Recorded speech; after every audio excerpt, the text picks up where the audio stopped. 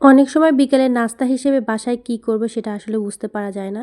তো আজকে আমি আপনাদেরকে কয়েকটা ওয়েতে স্ন্যাক্স রেসিপি দেখাবো। একদমই সিম্পল যে জিনিসটা সবারই বাসায় থাকে। আর আমি আজকে যা করব সবগুলোই বানানো হচ্ছে আলু দিয়ে। আলু দিয়ে মূলত আমি বিকেলের স্ন্যাক্সের জন্য বেশ কয়েকটা রেসিপি আপনাদের সাথে আজকে শেয়ার করব।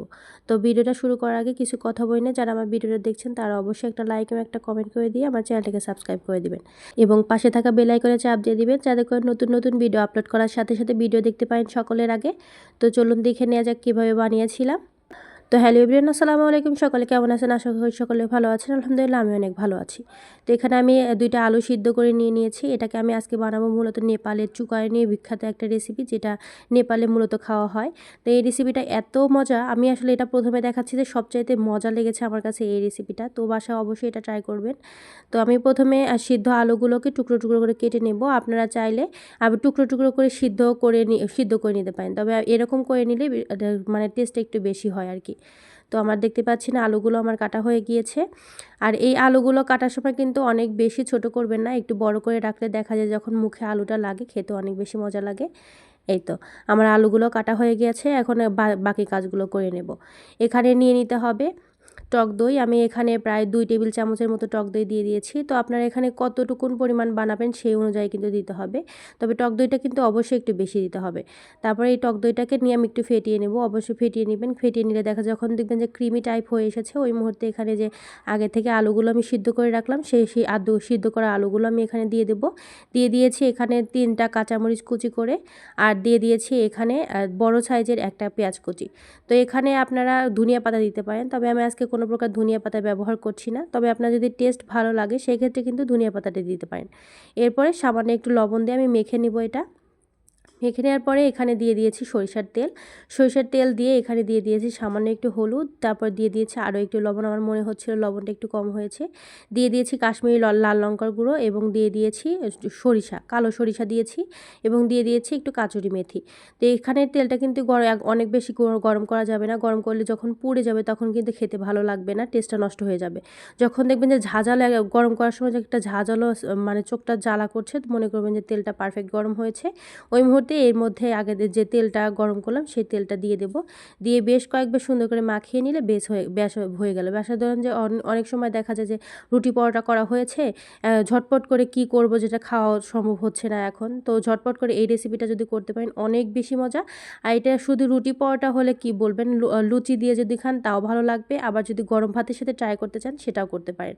তো এটাকে কিন্তু নেপালে একদম ইনস্ট্যান্ট বানিয়ে ভাতের সাথেই খাওয়া হয়। তো আপনারা চাইলে এটাকে ভাতের সাথেও কিন্তু খেতে পারেন। তো দেখুন কতটা সুন্দর হয়েছে। আমি এটাকে বিশেষ করে সাজেস্ট করব যে যারা খাননি এ পর্যন্ত অবশ্যই এটা একবার বাসায় ট্রাই করবেন, এতটাই মজা হয়। তো চলুন দেখে নেওয়া যাক এরপরের স্টেপে পরের রেসিপিটা। তো এখানে নিয়ে নিয়েছি আরও 2টা সিদ্ধ আলু। এখানে আমি আলু সিদ্ধ করে নিয়েছি আগে, নিয়ে এটাকে আমি গ্রেট করে নেব। আপনারা চাইলে এটাকে ম্যাশ করে নিতে পারেন। তবে আমি গ্রেটটাই করে নেব যাতে করে একদম স্মুথ হয়। তারপরে এখানে দিয়ে দিয়েছি 1 কাপ পরিমাণ কর্নফ্লাওয়ার। এখানে কিন্তু কর্নফ্লাওয়ারটাই অবশ্যই ব্যবহার করতে হবে, এতে করে টেস্টটা অনেক ভালো আসে। তো এখানে সামান্য একটু লবণ দিয়ে দিয়েছি, যেটা আমার আসলে স্কিপ হয়ে গিয়েছে। লবণটা দিয়ে সুন্দর করে মেখে একটা ডো আকার করে নিয়েছি। এখন হাতে করে নিয়ে গোল করে আমি এখন এটাকে বলের শেপ দিয়ে দেবো। তো এটাকে আপনারা নাম দিতে পারেন পটেটো বোবা। যেহেতু এটাকে কর্নফ্লাওয়ার দেওয়া হয়, এর জন্য দেখা যায় যে যখন সিদ্ধ করা হয় অনেক বেশি স্টিকি হয়, খেতে অনেক বেশি মজা লাগে, চিউই হয় আর কি। তো এইভাবে করে একে আমি সবগুলোই এগুলো বানিয়ে নেব। বানিয়ে নিয়ে পানি গরম করে এটাকে কিন্তু আগে সিদ্ধ করে নিতে হবে। আর এটাকে বানানোর ক্ষেত্রে দেখা যাবে যে একটা পানিটা যখন অনেক বেশি গরম হবে, তখন একটু মানে একদম পুরোপুরি না হয়ে যখন গরম হয়ে আসবে তখন একটা করে দিতে হবে। একবারে কিন্তু সব দিতে যাবেন না, তাহলে কিন্তু সেই ক্ষেত্রে সবগুলো লেগে যাওয়ার সম্ভাবনা থাকে। একটা করে সবগুলো দিয়ে তারপরে কিছুক্ষণ সিদ্ধ করে নিতে হবে। আর খেয়াল রাখবেন যে অনেক বেশি সিদ্ধ যেন না হয়ে যায়। অনেক বেশি সিদ্ধ হয়ে গেলে কিন্তু খেতে ভালো লাগবে না, আর হচ্ছে একটু খোলা হয়ে আসবে। তো অবশ্যই একদম হাতে নিয়ে দেখবেন, যখন দেখবেন যে সিদ্ধ একটা গ্লাসই হয়ে এসেছে, মনে করবেন যে পারফেক্ট হয়েছে। দেখতেই পাচ্ছেন আমি এটা কিন্তু নাড়াচাড়া করতে হবে বারবার, নাহলে কিন্তু নিচে যদি বসে যায় তাহলে কিন্তু নিচে লেগে যাওয়ার সম্ভাবনা থাকে। তাই অবশ্যই চুলার কাছে থেকে একদম নাড়াচাড়া করে নিয়ে এটাকে সিদ্ধ করে নিতে হবে। আর এটা সিদ্ধ করে নেওয়ার পরে কিন্তু খেয়াল রাখবে যে ঠান্ডা একদম আইসের পানি, যেটা একদম বরফের ফ্রিজের পানি, সেটার মধ্যে দিয়ে দিতে হবে।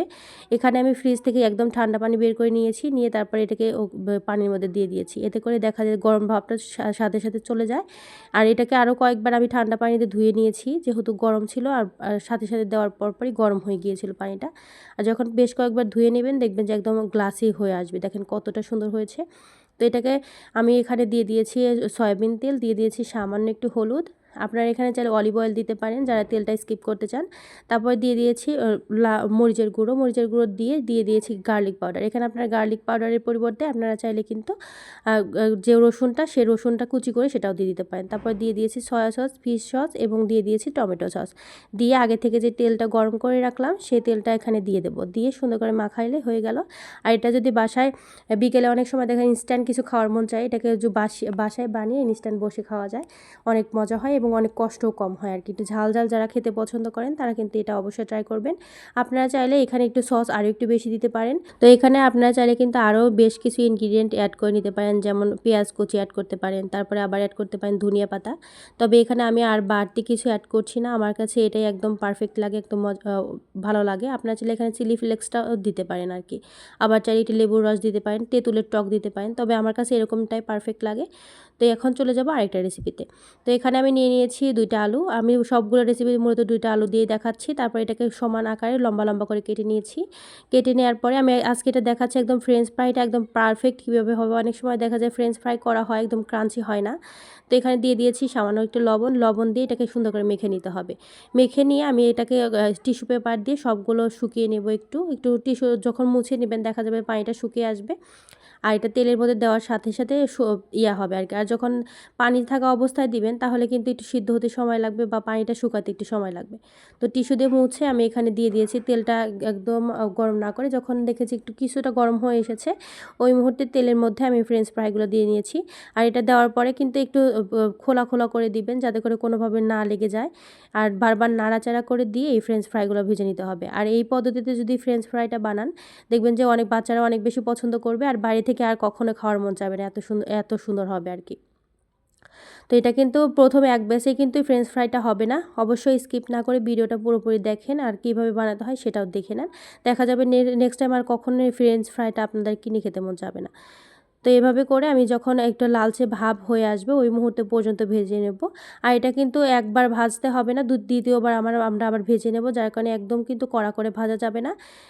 যখন দেখবেন যে চুলার ফ্লেমটা একদম কম করে দিয়ে রাখবেন, যখন আলুটা সিদ্ধ হয়ে যাবে এবং কিছুটা কালার চলে আসবে ওই মুহূর্তে এটাকে আমি উঠিয়ে নেব। দেখতে পাচ্ছেন যে একটু কালার কেমন হয়েছে, অনেক বেশি কিন্তু কালার হয়নি, একটু কালার হয়েছে।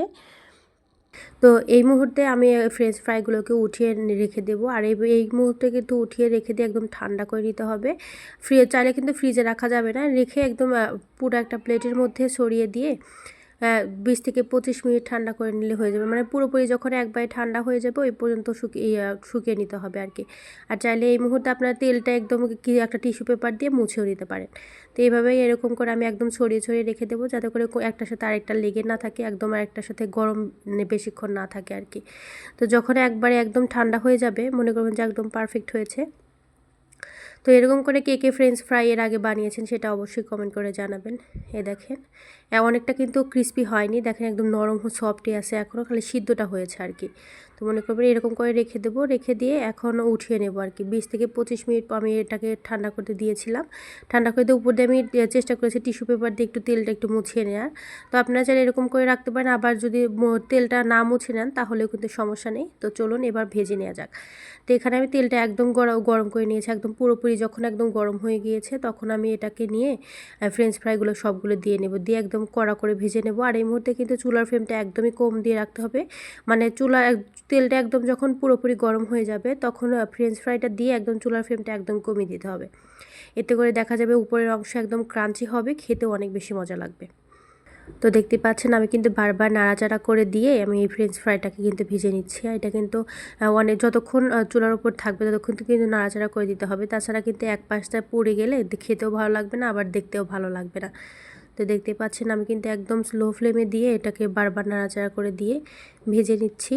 তো ব্যাস হয়ে গিয়েছে, এখন এটাকে উঠিয়ে নেওয়ার পালা। এটাকে এখন উঠিয়ে নিয়ে দেখবেন যে অনেক বেশি ক্রাঞ্চি হয়েছে আর কি। দেখেন কালারটা কিন্তু মাশাআল্লাহ অনেক সুন্দর হয়েছে। বাসায় এরকম করে অবশ্যই একবার ফ্রেঞ্চ ফ্রাইটা বানিয়ে খাবেন, দেখবেন যে বাইরে থেকে আর ফ্রেঞ্চ ফ্রাই খাওয়ার যে ইচ্ছা সেটা আসলে আর থাকবে না। তো এইভাবে করে আমি সবগুলো ফ্রেঞ্চ ফ্রাই উঠিয়ে নিয়ে নিব। আর আমি আপনাদেরকে দেখিয়ে দিচ্ছি যে কতটা সুন্দর হয়েছে। দেখেন মাশাআল্লাহ কতটা সুন্দর করে কালার হয়েছে।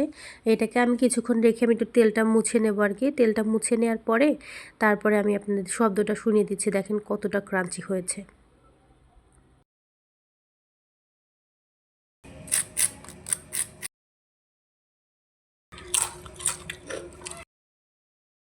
চলুন এবার আরেকটা রেসিপি দেখে নেওয়া যাক। তো এখানে আমি আরও 2টা আলু নিয়েছি। আলুর 2টাকে আমি সুন্দর করে পরিষ্কার করে ধুয়ে খোসা ছাড়িয়ে নিয়েছি। খোসা ছাড়িয়ে নিয়ে এখানে আমি একদম স্লাইস করে নিয়েছি। এখানে কিন্তু আমি বটি দিয়েই করেছি। আর চেষ্টা করবেন যে একদম পাতলা করে করার। দেখেন একদমই কিন্তু পাতলা হয়ে গিয়েছে। এক পাশ থেকে কিন্তু আরেক পাশটা অনেকটাই দেখা যাচ্ছে স্বচ্ছ কাচের মতো। দেখেন একদমই পাতলা হয়েছে। আপনারা চেষ্টা করবেন যে নাইফ দিয়ে কাটেন আর গ্রেটার দিয়ে যাই দিয়ে করেন না কেন, চেষ্টা করবেন একদমই সবগুলো এক সাইজের একদম পাতলা করে করার। তাহলে করে চিপসগুলো ভালো হবে। একদম এটা কিন্তু ইনস্ট্যান্ট চিপস বানানোর জন্য অনেক সময় যেন না লাগে। ইনস্ট্যান্ট যে আলু দিয়ে একটা স্ন্যাক্স বানাবেন সেই আইডিয়া থেকে এটা করা। তো এখানে আমি দিয়ে দিয়েছি লবণ। আপনারা চাইলে এখানে অনেক রকমের চাট মশলা, তারপরে হচ্ছে অনেক ধরনের ঝাল ঝাল জিনিস অ্যাড করতে পারেন। তবে যেহেতু আমার বাচ্চা খাবে, যার কারণে আমি এখানে কোনো প্রকার ঝাল অ্যাড করিনি, শুধু একটু সামান্য লবণ দিয়ে আমি এটাকে ফ্রাই করে নেব। এখানে তেলটা একদম পুরোপুরি যখন গরম হয়ে গিয়েছে ওই মুহূর্তে এখানে আমি চিপসগুলো এখানে দিয়ে নেব। আর এই চিপসগুলো ভাজার সময় কিন্তু একদম কাছে থেকে বারবার নেড়ে নেড়ে এই চিপসগুলো বানিয়ে নিতে হবে। তো দেখতে পাচ্ছেন আমি কিন্তু এখানে চিপসগুলো কিন্তু একটা একটা করে ছাড়িয়ে ছাড়িয়ে দিচ্ছি। তাছাড়া দেখা যাবে যে এইভাবে যদি থাকে তাহলে একটা যখন আরেকটার সাথে সিদ্ধ হয়ে যাবে বা হয়ে যাবে, তখন দেখা যাবে একটার সাথে আরেকটা লেগে থাকবে এবং ভিতরে ক্রাঞ্চি হবে না। একদম সিদ্ধ সিদ্ধ সিদ্ধ একটা ভাব আসবে, খেতে ভালো লাগবে, বাট চিপসের যে একটা ক্রাঞ্চিনেস সেটা আর আসবে না। তো একবার একদম কাছে দাঁড়িয়ে থেকে দেখেন এগুলোকে আমি বানিয়ে নিয়েছি। আর দেখেন ধীরে ধীরে কিন্তু এটা হয়ে যাচ্ছে একদম। সবগুলো যদি সমানভাবে কাটেন মানে স্লাইস করেন তাহলে দেখবেন যে সবগুলো সমসাময়িক সময় হয়ে গিয়েছে। আর যদি একটু কম বেশি হয় তাহলে দেখবেন যে কিছু কিছুগুলো একদম পুড়ে গিয়েছে, আবার কিছু কিছুগুলো অতটা ভালো হয়নি আর কি। তো আর কি বলবো আপনাদেরকে, এই ভিডিও করার সময় যে কতটা কষ্ট করতে হয় আসলে যারা ভিডিও করে তারাই জানে। আর বিশেষ করে আমি যে এলাকায় থাকি সেখানে মানে দিনের বেলা 30 মিনিট কারেন্ট থাকে, 30 মিনিট থাকে না, সারাটা দিন এই অবস্থা যায়। যার কারণে দেখেন ক্যামেরা একবার অন্ধকার হচ্ছে একবার আলো হচ্ছে। তো এটা একটু অবশ্যই একটু করে নেবেন। তো আমার চিপসগুলো হয়ে গিয়েছে। হয়ে যাওয়ার পরে এখন এগুলোকে আমি তেল ঝরিয়ে উঠিয়ে নেব। আর এগুলোকে উঠিয়ে নেওয়ার পরে দেখা যাবে যে খেতে এতটা মজা হয় যে আবার একবার যদি বানান, বাসায় আলু থাকলে আর কিচ্ছু লাগবে না। স্ন্যাক্সের জন্য মাঝে মাঝে এটা বানিয়েই দেখবেন যে সবার স্ন্যাক্সের চাহিদা মিটিয়ে গিয়েছে আর কি। তো বাসায় অবশ্যই এরকম করে যখন বাসায় কোনো কিছু থাকবে না বা স্ন্যাক্স খাওয়ার কিছু একটা ইচ্ছা হবে, ক্রেভিং হবে, তখন অবশ্যই এই আলুর চিপসটা বানিয়ে খাবেন। আমি যখন আমার কিছু খাইতে মন চাই বাসায় আলু থাকলে, আমি বিশেষ করে এইটাই বেশি সময় করে থাকি, যেহেতু অনেক কম সময় লাগে, খুব তাড়াতাড়ি এটা হয়ে যায়। একদম স্লাইস করে তেলে দিলেই হয়ে যায় আর কি। তো আপনাদেরকে শব্দটা শুনিয়ে দিচ্ছি, দেখেন কতটা ক্রাঞ্চি হয়েছে।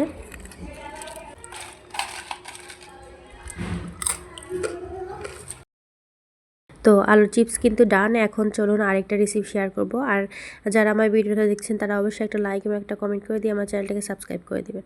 তো এখানে আমি আলু সিদ্ধ করে নিয়ে আগে গ্রেট করে নিয়েছি, তারপরে এখানে দিয়ে দিয়েছি ম্যাজিক মশলা, দিয়ে দিয়েছি সামান্য একটু লবণ, দিয়ে দিয়েছি ধনিয়া গুঁড়ো, দিয়ে এটাকে সুন্দর করে মিশিয়ে নেব। আর এখানে কিন্তু আপনারা চাইলে কিন্তু ময়দা ব্যবহার করতে পারেন, আবার চাইলে চালের গুঁড়ো ব্যবহার করতে পারেন। তবে এখানে আমি আজকে ব্যবহার করব কর্নফ্লাওয়ার। আর তবে কর্নফ্লাওয়ারটা দিলে দেখা যায় যে বেশি বেশি ক্রাঞ্চি হয়, তাই অবশ্যই কর্নফ্লাওয়ারটা ব্যবহার করার চেষ্টা করবেন। তো এটাকে আমি সুন্দর করে মিশিয়ে একটা ডো আকার করে নেব। একদম শক্ত একটা ডো হবে যাতে করে রুটি বানানো যায় আর কি।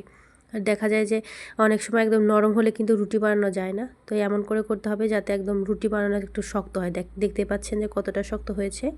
এখন এটাকে ময়দা লাগিয়ে আমি এটাকে একটা রুটি বেলে নেব, নিয়ে স্লাইস করে কেটে নেব, সুন্দর করে লম্বা লম্বা করে কেটে নেব আর কি। তো এখন আপনারা যারা এখন পর্যন্ত ভিডিওটা দেখছেন তার মানে আপনাদের ভিডিওটা অনেকক্ষণই দেখেছেন, আপনাদের ভালো লেগেছে। অবশ্যই একটা কমেন্ট করে জানাবেন যে আর কে কোথা থেকে ভিডিওটা দেখছেন সেটা অবশ্যই কমেন্ট করে জানাবেন আপনারা। আর আমি আসলে কি বলবো, আমাদের এখানে প্রচুর পরিমাণ কারেন্ট যায়, আপনাদের অবস্থা ওখানে কি? আর এইখানে কারেন্ট এত পরিমাণ যায়, একটা ভিডিও করতে নিলে দেখা যায় যে 7-8 বার করে কারেন্ট যায়। দেখা যায় একবার আলো হচ্ছে একবার অন্ধকার, একবার আলো হচ্ছে একবার অন্ধকার আর কি। তো আমার এর মধ্যে কথা বলতে বলতে কিন্তু আমার এই ইয়াটা স্লাইস করা হয়ে লম্বা করে কাটা হয়ে গিয়েছে। এখন এটাকে একদম গরম তেলে ডিপ ফ্রাই করে নেব আর কি। এখানে কিন্তু তেলটা একটু বেশি ব্যবহার করেছি, আর যখন তেলটা গরম হবে আর দেখা যাবে যে আঙ্গুলে দেওয়া যাচ্ছে না, এতটুকুন গরম হয়েছে, ওই মুহূর্তে এখানে আমি স্টিকগুলো দিয়ে দেবো। এখানে আপনারা এটাকে বলতে পারেন যে পটেটো স্টিক বলতে পারেন। এটা কিন্তু ফ্রেঞ্চ ফ্রাই না, আবার দেখা যায় যে একদম আলুর টেস্টও আসবে না, আবার একটু একদম ডিফারেন্ট একটা টেস্ট আসবে। তো বাসায় অবশ্যই এটা ট্রাই করবেন। আর এটা কিন্তু আপনারা চাইলে হালকা একটু চিনি ছিটিয়ে দিয়ে খেতে পারেন, আবার যদি মনে করেন যে চিনি না দিয়ে হালকা একটু ঝাল ঝাল কিছু দেবেন তাহলেও কিন্তু খেতে পারবেন। তবে চিনি ছিটিয়ে দিলে হয় কি একটু ঝাল মিষ্টি একটা ভাব আসে, আবার যদি চাট মশলা দেন তাহলে একটা টকটক ভাব আসে। তো আপনারা যে যার ইচ্ছার অনুযায়ী টেস্ট অনুযায়ী এটা কিন্তু খেতে পারেন। তো এখানে দেখা যায় যে অনেক সময় আমার বাচ্চা এটাকে খায়, একটু হালকা একটু চিনি ছিটিয়ে দিয়ে দেখা যায় যে একটু মিষ্টি মিষ্টি ঝাল ঝাল লাগে, ওইটাই বেশি পছন্দ করে। তো অনেক সময় দেখা যায় এটাকে আমি উপর দিয়ে একটু চিনি ছিটিয়ে দিই, ও এটাকে খেতে অনেক বেশি পছন্দ করে। তো দেখতে পাচ্ছেন কতটা সুন্দর হয়েছে। তো আমি আপনাদেরকে শব্দটাও একটু শুনিয়ে দেবো যে কতটা ক্রাঞ্চি হয়েছে।